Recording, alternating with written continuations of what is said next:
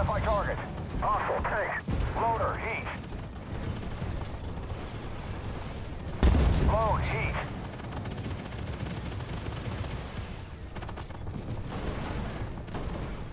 Load, heat. Threat destroyed. Remember, kids, Papa Vladimir say, you must be one with the cheeky breeky before you cheeky breeky with Sabra.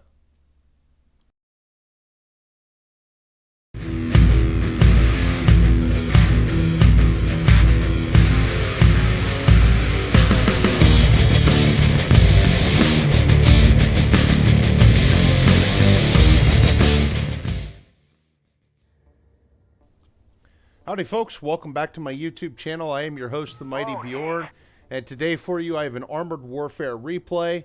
This is Operation Sapphire, PvE Hardcore, and I am playing the Tier 7 Premium Sabra MK2. Let's show off the model here a little bit, and then I'll go over some information about the Sabra. Now, there's not going to be a whole lot of history here, but it's going to be mostly covering the development, because the fact is, as far as I can tell, this tank actually really hasn't seen combat. Well, outside of the fact that it's actually a heavily upgraded M60A3, which I'll also be talking about a bit here as well, because the fact is it's tied to the M60A3, as well as in turn it is also tied to the MK2 7C. But let's dive on in here. The M60T, or Sabra, which is actually Hebrew for prickly pear, is a further development and evolution of the MK2 7C.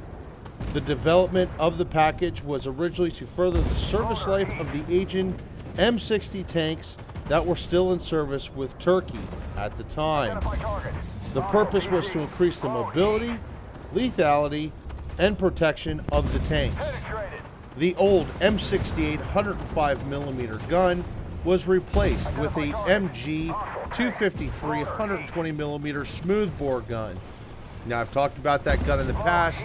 It is actually an evolution of the Rheinmetall L44 smoothbore 120mm main gun.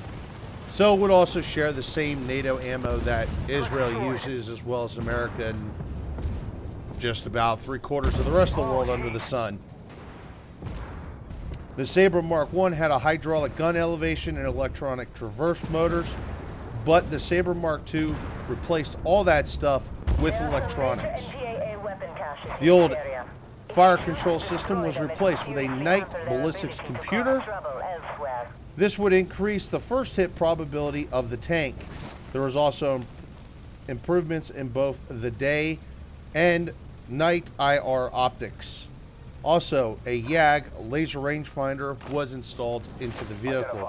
Now, as being an M60A3, it would have already had a laser rangefinder. This was just an improvement. The Sabra MK1 would replace the engine of the M60T with a Continental AVDS 1790-5A turbo diesel engine that produces 900 horsepower. However, the Turkish would replace the engine for the Sabra MK2 with a MT881 KA501 diesel engine. The suspension would be completely overhauled as well. It would have improved shock absorbers, torsion bars, running gear, and tracks. In the realm of protection, the tank would see a vast improvement. The turret face and sides, along with the hull front, the upper glacis plate mostly, and a part of the hull side, the front part to be exact on the sides, was all had ERA bricks added to increase the protection of the vehicle. The hull sides would also have rubber panels added through the length of the vehicle to protect the vehicle from RPGs. The NBC system was improved. A fire suppression system was added to the turret and the engine areas of the vehicle. The program to upgrade the M60T was rather extensive, especially for a stopgap measure before the Alte was operational and ready for service. Load, Sabo. The contract was worth an estimated 688 million United USD. Loader, Sabo. That's United States dollars, folks. To upgrade 170 M60Ts total. Load, Sabo. The first Sabra would arrive in Turkey in 2005, and it would be ran through a series of trials and approved in 2006. The rest of the 170 tanks were upgraded between 2007 and April of 2009. While the tank is still in service, it seems that Turkey is still upgrading these tanks. Finally, there is also a further upgrade package from Israel, the Sabra Mark III, which incorporates parts from the Merkava Mark IV, but no sales for the Sabra Mark III has materialized at this time, and the only user of the Sabra tank currently is Turkey. The tank was actually not a it was not a development for Israel. It was actually more or less developed for the export market, because by that point Israel was phasing out all the Magaks.